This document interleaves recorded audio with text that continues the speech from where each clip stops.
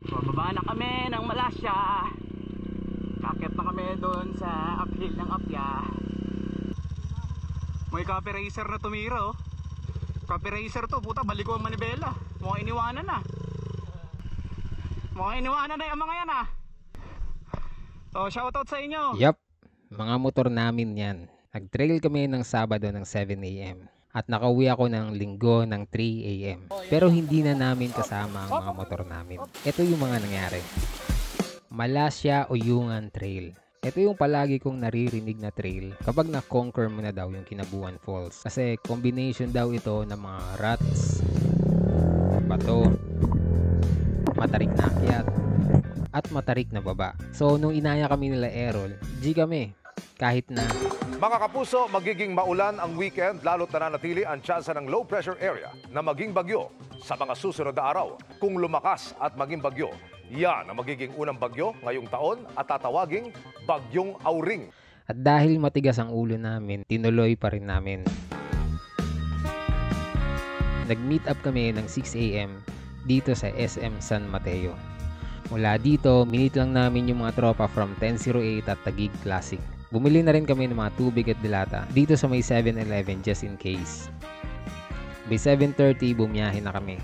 From SM San Mateo, may mga dinaanan kaming mga shortcut. Pero dito pa rin naman ang daanan sa papuntang Blue Lagoon. May mga bahay pa dito.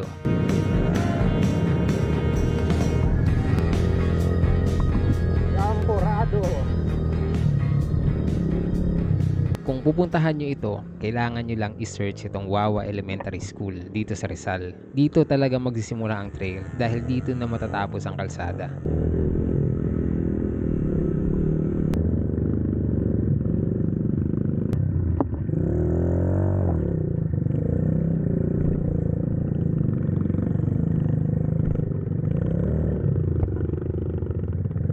Umpisa pa lang, mataas na agad itong akyatin.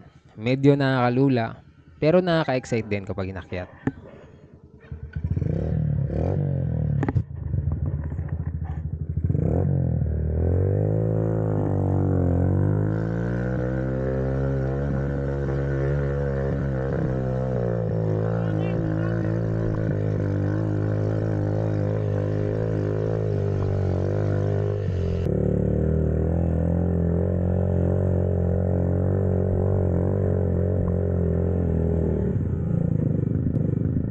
Ito ang classic example kung paano ang hindi tamang pagtigil kapag matarik ang iakyat. Tama ginawa ko dito. Pinatay ang motor ng nakaprimera para ma-lock yung gear ng motor. Sa ganyang paraan, hindi na yan naatras. Unless, pigain mo yung clutch. Kaya ayun.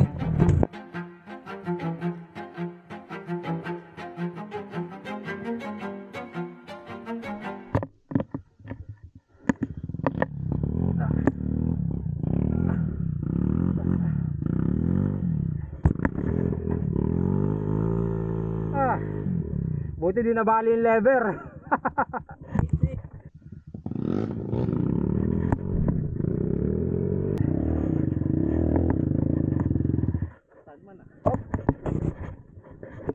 Startman nga, gumulong eh. Wala naman, gulong, roll lang. Paalalay ah. Naka-side stand eh.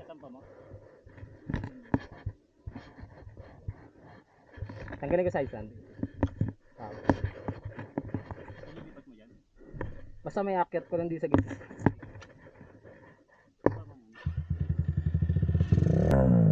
Yun.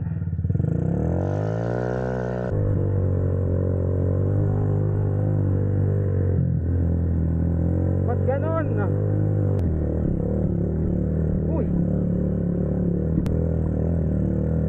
Dito sa part na ito, nabaklas yung kadena ni Renz. Dahil dyan, nabali yung pinaglalagyan ng clutch lever nung natumba siya.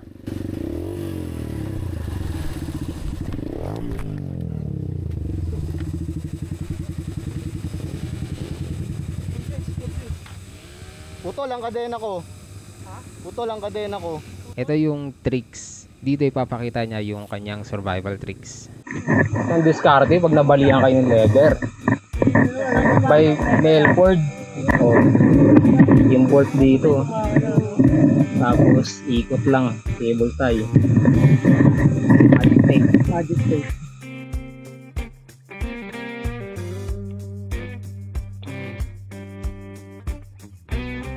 Kuya, napakagaling mo magmotor. Napakagaling mo. May mga kasama kami dyan, kuya. Baka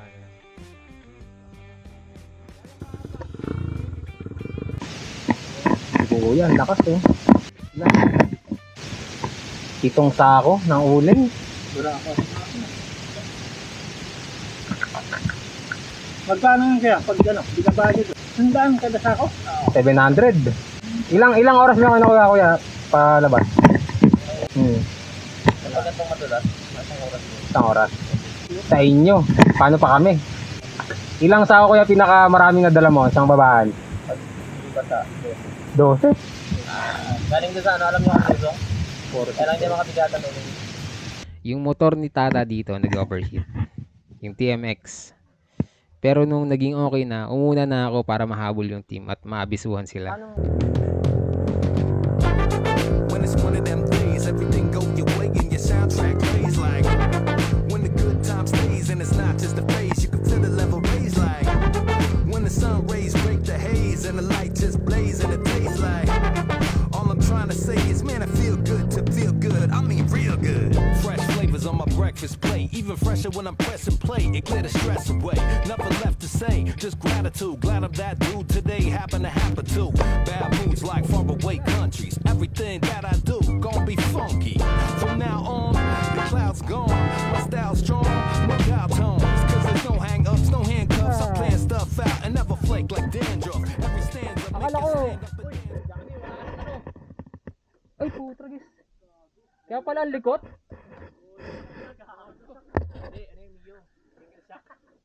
Na ano yung goma. Kaya pala ang likot. Meron ka nito? Ayun buti. Bonus ka. By 11 AM, kumain na kami dito sa tindahan. Nagpaluto na kami ng pansit canton, tapos kinain na rin yung mga dala naming delata. Ito na rin yung huling kain namin ng araw na yon. Yung daanan papunta dito ay may madadaanan kang 2 kubo na pwede kang magpahinga. Pero hindi ko na nakunan dahil sobrang lakas ng ulan. Mahirap i-risk kapag nasira yung camera. By 3 PM, dumating kami dito.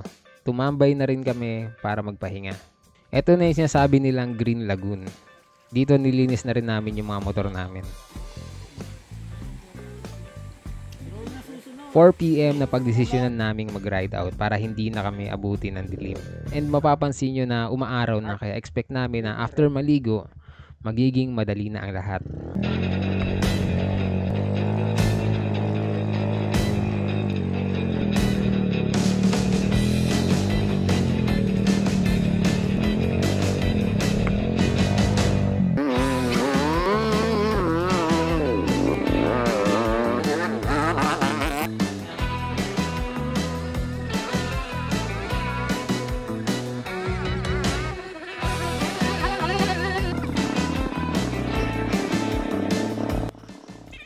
Itong section na ito na pala yung downhill ng Apia.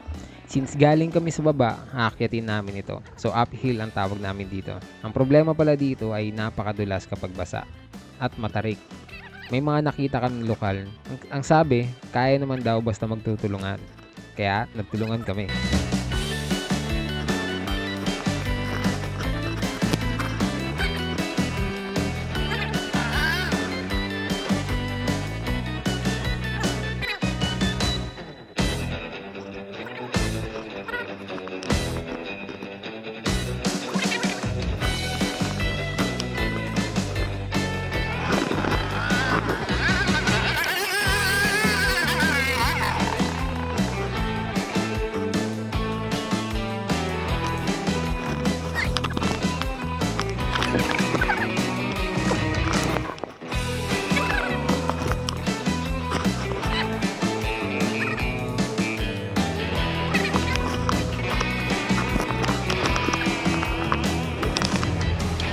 Sa part na ito, alam kong gagabihin na kami. Walang ibang dumadaan dito, kundi pailan-ilan ng mga lokal na may kasamang kabayo. Ang maririnig mo lang dito ay kuliglig, mga umiiyak na motor, at mga batang hindi makali sa putik.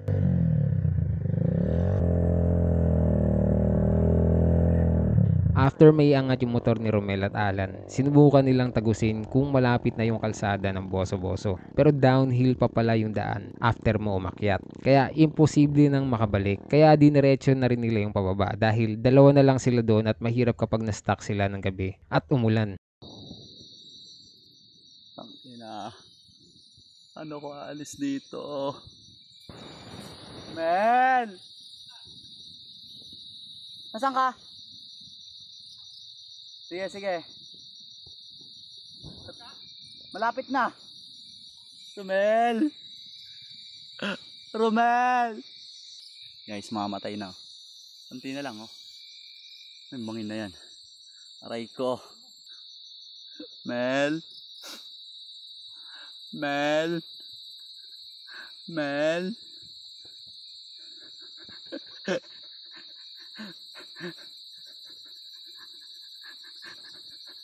May pabilitama ko to, wala na to. Tingnan yung tsura ko. 7 PM na ito, wala nang ilaw. Wala ka na rin makikita kapag pinatay ang ilaw ng mga motor. Next na inakyat yung DT at XL dahil sila yung mga nasa unahan. After nitong paakyat, madali na kasi puro pababa na yan.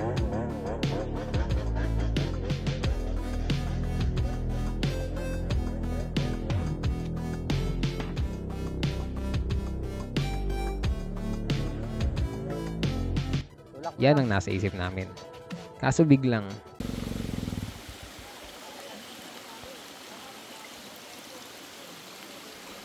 Alright guys.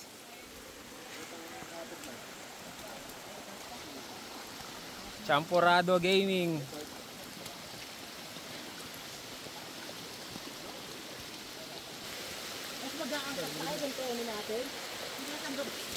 Hila na sa gulong, teka lang. Hila na lang. Likod lang.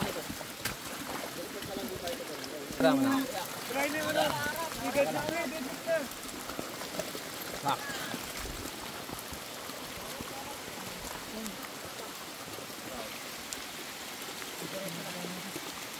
Nudge, kumusta?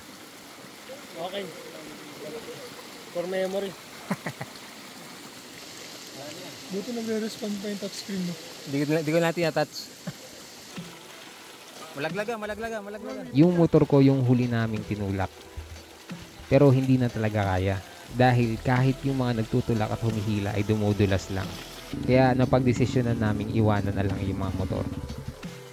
Dito namin inaayos na lang sa gitna yung mga motor para hindi na dumulas pababa kapag rumagasa yung tubig. Epas. Dito may gilid.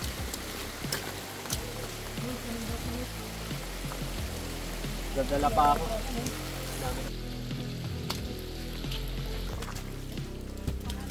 Teka lang, hindi ko alam kung harap ko.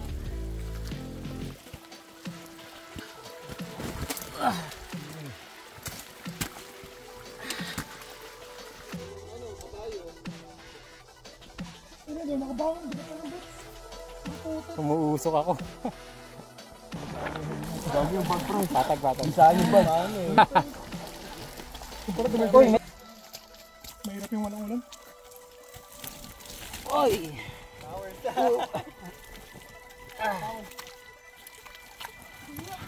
Oh!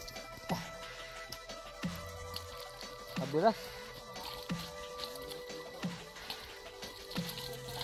Sinusundan na lamang namin dito yung mga marga ng gulong ng motor nila Errol. Yan yung guide namin na nasa tamang daan pa kami. Wala.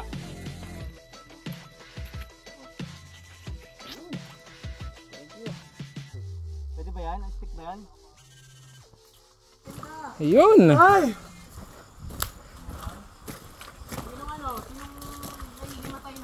Ako! Lahat! Ito yung unang tindahan na makikita mo. Uhaw na uhaw kami nito. Buti na lang may mga soda at tubig. Time check. Dumi na relo ko.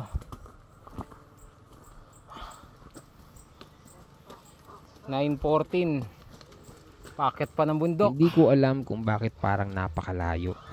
Inabot na kami ng more or less 4 hours sa pag-akyat baba papunta sa paanan ng Kalawis. Mula doon, naghabal-habal kami or nag-tricycle kung anong tawag doon. Hindi ko na nakunan dahil lobat na yung phone ko. Luckily, sila Romel at Alan ay nakontak yung mga tropa sa Kamanava Classico. Naabutan namin silang naghihintay sa arko ng Boso-Boso. Sinundo kami ni Eugene and ng wife niya si Steph gamit yung sasakyan nila. Nagdala sila ng damit at plastic bag. Tapos hinatid na rin kami sa bahay namin. Mukha kaming mga pugo sa loob ng kotse. By 3 AM, nakauwi na ako sa bahay. Yung mga motor, nakita kinabukasan ng enduro rider na si Sir Melvin Borromeo.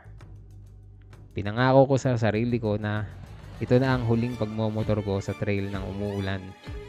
Hindi na ito moto camping. Endurog na to eh. Bukas pang 5 araw na yung motor sa bundok. Nasubukan namin kuhain. Abangan ang rescue mission.